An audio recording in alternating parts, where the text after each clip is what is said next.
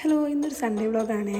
ഈ വീക്ക് നമ്മൾ ആരും നാട്ടിൽ പോയിണ്ടായില്ല. അതുകൊണ്ട് തന്നെ 2 ദിവസം നമ്മൾ നല്ല ബോറടിച്ചിട്ടാണ് ഹോസ്റ്റലിൽ ഇരുന്നിട്ടുണ്ടായിരുന്നത്. ആ ബോറടി മാറ്റാൻ കുറച്ച് നേരം അല്ലറച്ചില്ല അൽക്കുലത്ത് പണികളെല്ലാം എടുത്ത് അതിന്റെ കലാവിരുതാണ് നിങ്ങൾ ഈ കാണുന്നത്. അങ്ങനെ കണ്ട് കച്ചറ വെച്ച് അതെല്ലാം ഉണ്ടാക്കി കഴിഞ്ഞപ്പോഴാണ് നമുക്കൊന്ന് പുറത്തു പോയിച്ച് വരാമെന്ന് ഇവരെല്ലാം പറഞ്ഞത്. നമ്മുടെ കോളേജിന്റെ തൊട്ട് ഓപ്പോസിറ്റ് തന്നെയാണ് കേട്ടോ ബീച്ച് വരുന്നത്. അതുകൊണ്ട് നമ്മൾ നടന്നിട്ടാണ് പോണത്.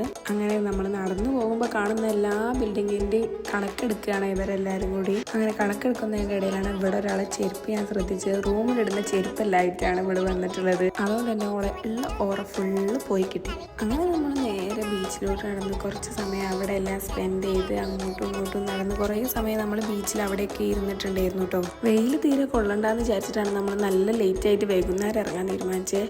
വന്ന് നോക്കുമ്പോൾ നല്ല വെയിലാണ് കേട്ടോ ഇവിടെ. എന്നാലും എപ്പോഴെങ്കിലുമൊക്കെ കിട്ടുന്ന എൻജോയ്മെന്റ് അല്ലേ എന്ന് കരുതി നമ്മൾ വെയിലിനെ ഒന്നും വിഷയാക്കിയില്ല. അങ്ങനെ നമ്മൾ ബീച്ചിലെത്തി അവിടെ നിന്ന് കുറേ നേരം സംസാരിച്ചതിന് ശേഷം പിന്നെ നേരെ വെള്ളത്തിലേക്ക് ഇറങ്ങി കുറേ നേരം അവിടെ കാലിട്ടല്ലേ ഇരുന്ന് ഫോട്ടോസും വീഡിയോസും എല്ലാം എടുത്ത് നമ്മൾ അങ്ങനെ കുറച്ച് നേരം അവിടെ സ്പെൻഡ് ആക്കിയിട്ടുണ്ടായിരുന്നു കേട്ടോ. ഹോസ്റ്റലിലായതുകൊണ്ടാണ് ബാക്ക്ഗ്രൗണ്ടിൽ ചെറിയ ചെറിയ കലപില സൗണ്ടുകളെല്ലാം. അങ്ങനെ കുറച്ച് സമയം കഴിഞ്ഞ് നോക്കുമ്പോൾ നമ്മൾ അനാഥയായ ഒരു ചെരുപ്പ് ഇവിടെ കിടക്കുന്ന വേറെ ഇതല്ലേ നമ്മുടെ സ്വന്തം ശ്രീയുടേതാണ്. അപ്പോഴത്തേക്കും നമ്മൾ വിളിക്കാത്തൊരു അതിഥി വന്നിട്ടുണ്ടായിരുന്നു കേട്ടോ. വേറെ ആരുമല്ല, ചെറിയൊരു മഴ. അങ്ങനെ മഴ തന്നെ ഉണ്ടാകുന്ന നോക്കി എല്ലാവരും കൂടി കയറുന്ന ടണലിലേക്ക് കയറുന്നപ്പോഴാണ് അതിന് പകുതി പാടില്ല എന്നുള്ളത് ശ്രദ്ധിച്ചത്. അങ്ങനെ മഴ തോർന്ന് നമ്മൾ ഒന്നും കൂടി ബീച്ചിലേക്ക് ഇറങ്ങി നോക്കിയപ്പോൾ നല്ലൊരു ക്ലൈമറ്റ് ആയിരുന്നു കേട്ടോ. ആ മഴ തോർന്നിട്ട് വെയിലെല്ലാം പോയിട്ട് നല്ല അടിപൊളിയായിട്ടുള്ള കാലാവസ്ഥയായിരുന്നു. അങ്ങനെ അതെല്ലാം കഴിഞ്ഞ് നമുക്ക് സ്പെൻഡ് ചെയ്യാൻ കുറേ സമയമില്ലാത്തതുകൊണ്ട് തന്നെ നമ്മൾ പിന്നെ നേരെ കോളേജിലേക്ക് തിരിച്ചു പോന്നു കേട്ടോ.